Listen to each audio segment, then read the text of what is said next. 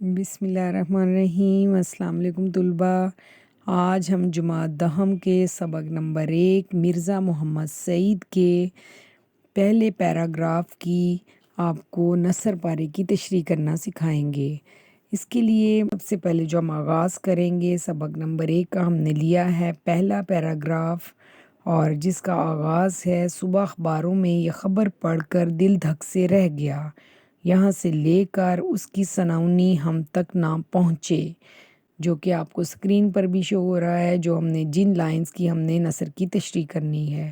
آئیے اب اس کا آغاز کرتے ہیں۔ سب سے پہلے ایک پیٹرن آپ کے سامنے سکرین پر میں آپ کو شو کرواؤں گی، اس پیٹرن کو فالو کیجئے۔ میں نے خاص طور پر آپ کے لیے یہ پیٹرن کی ترتیب دیا ہے تاکہ آپ کو اس کے اکارڈنگ آپ بہترین اور اچھے اقتباس کی تشریح کر سکتے ہیں۔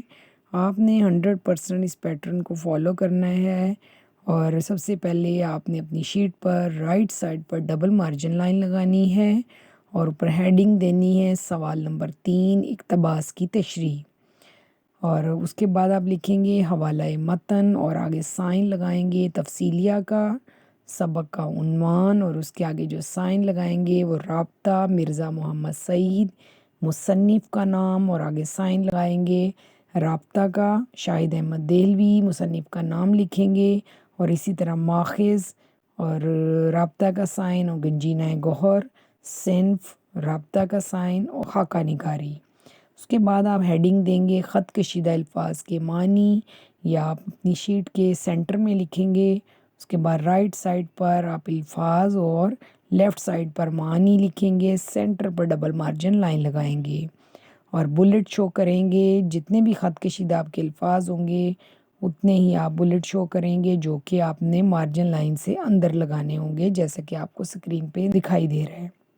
ہمارے پاس یہ خط کشیدہ 5 الفاظ ہیں، وہ میں نے لکھے ہیں، اور لیفٹ سائڈ پر اس کے معنی لکھے ہیں۔ اس کے بعد تشریح کا آغاز کریں گے، تشریح لکھیں گے، تو اس کے بعد جو سائن لگائیں گے وہ تفصیلیہ کا، اور اس طریقے سے آپ نے تشریح کا سٹارٹ لینا ہے۔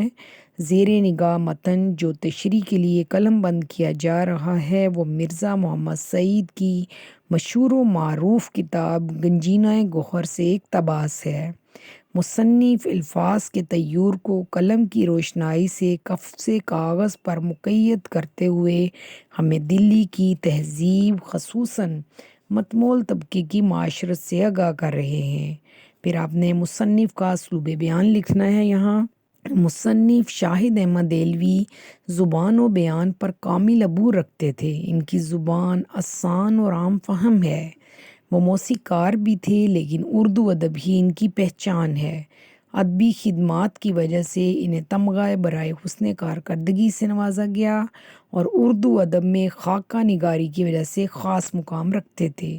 یہ ہم نے ان کے مصنف کا تھوڑا سا تعارف اور اسلوب سے آگاہ کیا۔ اس کے بعد اب ہم نثر پارہ کی طرف آئیں گے۔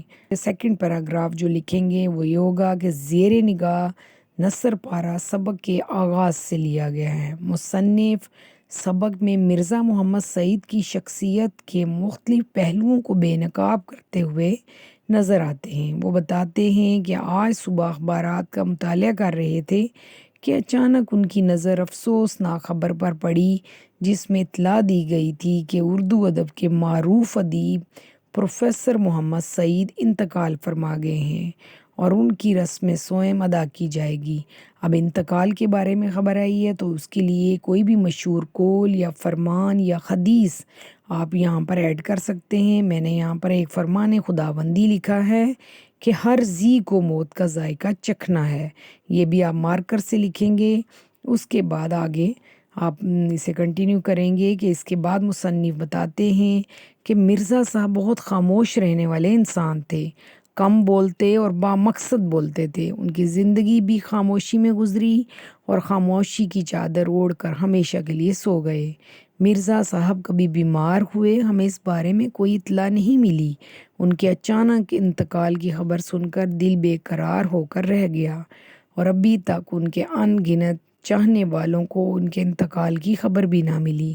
اس کے بعد مصنف افسوس کا اظہار کرتے ہیں کہ مرزا صاحب کا شمار نہایت قابل افراد میں ہوتا ہے، ہمیں ان کی موت کی اطلاع کسی طرف سے بھی نہیں ملی۔ اگر مل جاتی تو ہم جنازے میں ضرور شرکت کرتے، لیکن یہ سب ہمارے مقدر میں نہ تھا۔ وہ دنیا سے گئے اور ایک جہاں کو اداس کر گئے۔ اب ہم اس میں یہاں پر ایک شعر ایڈ کریں گے۔ بچھڑا کچھ اس ادا سے کہ رت ہی بدل گئی، ایک شخص سارے شہر کو ویراں کر گیا۔ اس کے بعد لاسٹ میں ہم نے تدریسی مقاصد سے ہی کوئی ایک پوائنٹ کرنا ہے اس کا، جیسا کہ ہم نے کہا مرزا صاحب کی خاموشی سے راہ عدم کے مسافر ہو گئے۔ ان کی وفات پر جتنا بھی افسوس کیا جائے وہ کم ہے۔ جی طلباء، میں امید کرتی ہوں کہ آپ کو اس نثر پارے کی سمجھ آئی ہوگی۔ آپ اسے غور سے پڑھیں، سنیں اور پھر نوٹ بک میں نوٹ کریں اور اس پیٹرن کو فالو کریں تو انشاءاللہ آپ اسے بہترین طریقے سے اس سوال کو کرنے کے قابل ہو جائیں گے۔ اللہ حافظ۔